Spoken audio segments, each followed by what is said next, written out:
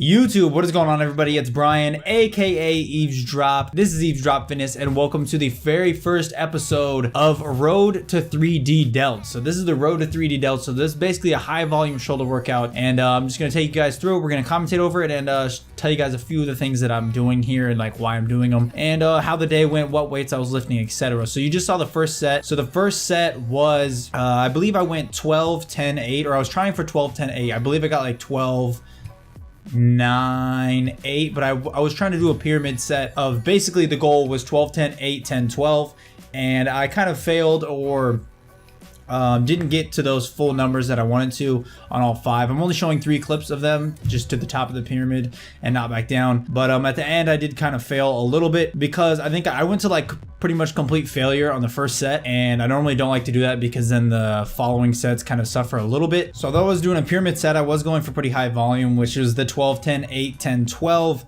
You could do a lower pyramid, you know, like 4, 6, 8, or the other way around, 8, 6, 4, 6, 8, or however low or high you wanted to do it. But I was going for a high volume workout, and that's what I really like to do is high volume because I think it promotes the most growth for me personally, but it changes from person to person. So I do like to change it up to lift heavy, lift lighter weights for higher reps, etc. And here's the final set of this one. So I barely eke it out. I don't remember how many I got, but this is with the 60s. So I did 50, 55, 60, 55, 50 following the pyramid. Next we moved on to the lateral raises. So I try to keep really strict form on the lateral raises because I think that's what makes my shoulders grow the most. If I'm like jerking around the weight, my shoulder's not really working. I don't really see any benefit from it. I'm just jerking the weight around and I'm not really getting any work out of my shoulders.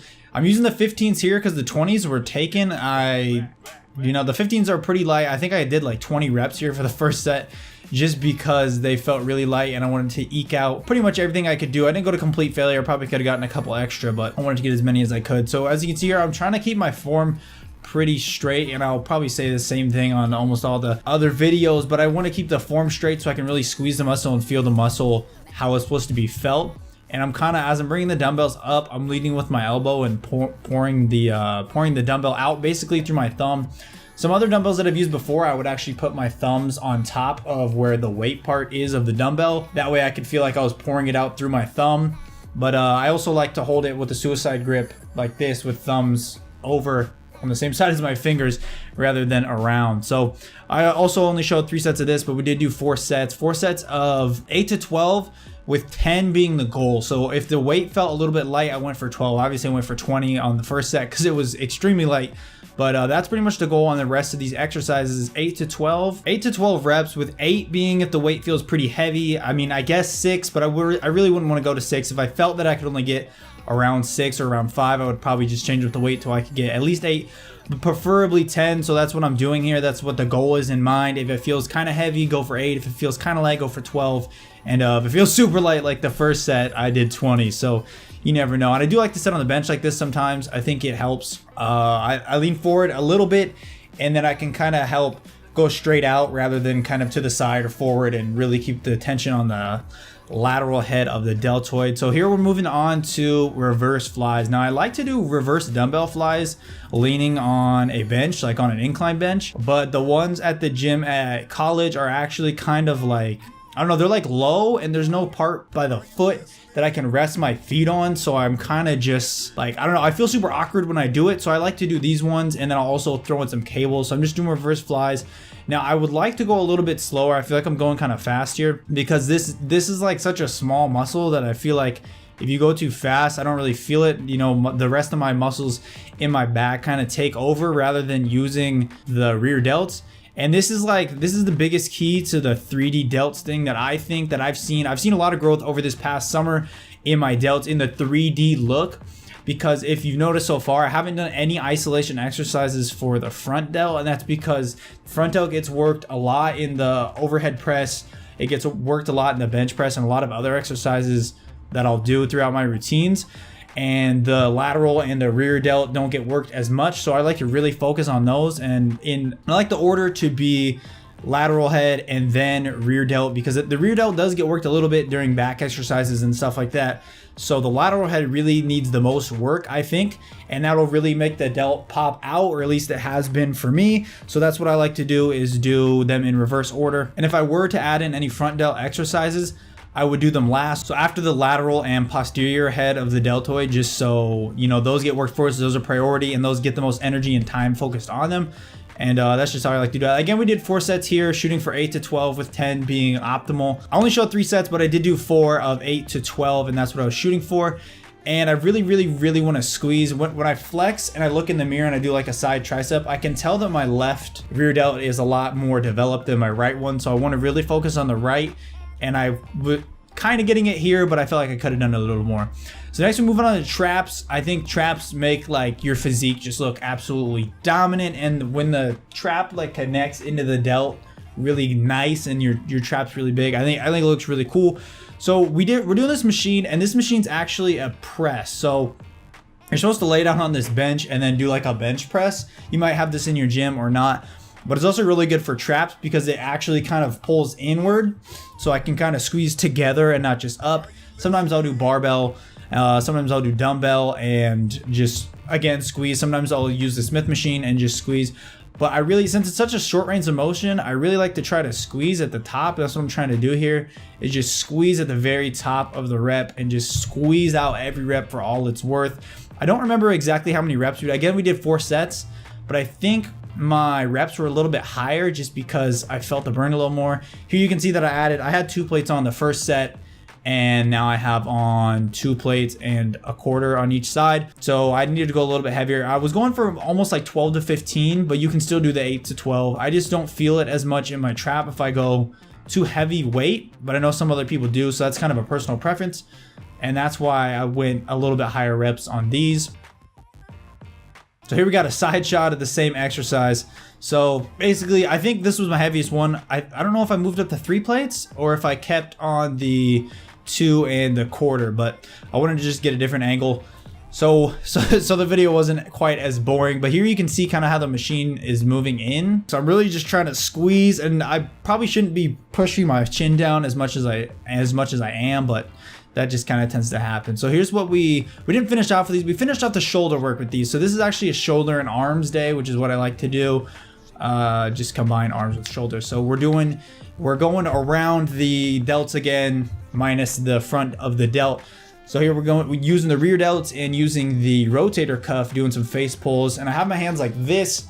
I've watched so many videos on face pulls, and some people say do them like this, some people say do them with your hands in, some people have them reverse. And this is the method that I saw Steve Cook use, and this is the one that I feel most. So I think it's probably able to be played with because there's so much information out there. People using different hand motions to pull it, and I think you got to find which one works for you. In my personal opinion, again, I don't have any like expertise or anything, all just experience and what I've come to know throughout like 2 years of lifting. And we're supersetting it here, as you can see, with the lateral raises. So I'm doing the cable lateral raise, and it's a little different because, as you can see, I have my feet in towards the machine and then I'm pulling away. So if you think about it, it'd be like leaning over, but then with a dumbbell, you wouldn't have any resistance at the top of the motion. So that's what this is doing, is it's adding resistance at the top of the motion as well as the bottom of the motion, because it is a cable. Whereas with a dumbbell, when you're at the bottom, you don't really, there's nothing there to resist you. So we did 3, we might have done 4 of these, but I only recorded 2. I don't know if I'm going to put in both or just 1. But again, 8 to 12 reps is what I was shooting for.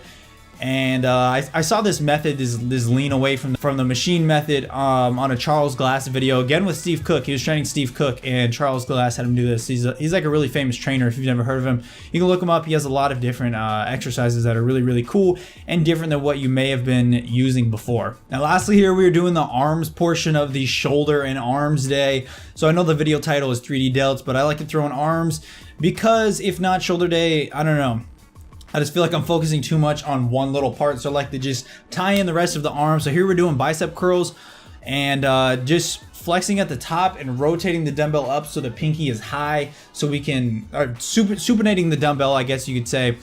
to get the complete contraction of the bicep and really focusing on squeezing. This isn't bicep day, this isn't back and bicep day, and this isn't chest and tricep day. So I'm really not trying to go to failure. I'm just using a decently high weight, so like 10 to 15 reps, and just trying to squeeze the muscle, but not really go close to failure, because that's not really the goal here. So it's just a little bit extra work from those other days that you can kind of tie it all in on shoulder and arm day. So that's what we're doing here. So then, as you can see, we are doing the French press, so the overhead press with the dumbbell slash skull crusher. You can call it, there's so many different names for these. I guess the skull crusher could be more when you're laying down and you go to your actual skull, but a lot of people call this the same thing. So I'm using the 50 here, and I'm just really focusing on extending. Now, one thing that I noticed while I was watching this was I could probably go a little bit slower and a little bit more evenly. So here's the second set, again, just curls. So here we go with the bicep curl, and I'm really trying to supinate here and make sure the pinky's above the thumb. I could probably do a little bit better job. It looks like on my right hand, I'm not supinating as hard as I could, but my left arm is smaller than my right arm just because I'm right hand dominant. So I need to focus on that a little bit more, on my left side at least. And I believe I'm only using 25s here, so I'm not really trying to go heavy. Again, I'm just trying to get a little bit extra work, and I don't really want to tire them out for back and bicep day. But yeah, so there we go with the second set of tricep extensions slash overhead press, or not overhead press, skull crushers slash French press. And I'm really trying to squeeze at the top. You can see I'm pausing and I'm trying to squeeze. I'm not pausing for very long, but it's just a little bit extra work for the triceps. And the triceps do get a lot of work during shoulder day already because of the overhead press, whether you do it with the bar or the seated with the dumbbells. The triceps are just getting a little bit extra work here, and I do them second because they have already gotten a lot of work. So I want to give most of the energy of the superset to the bicep.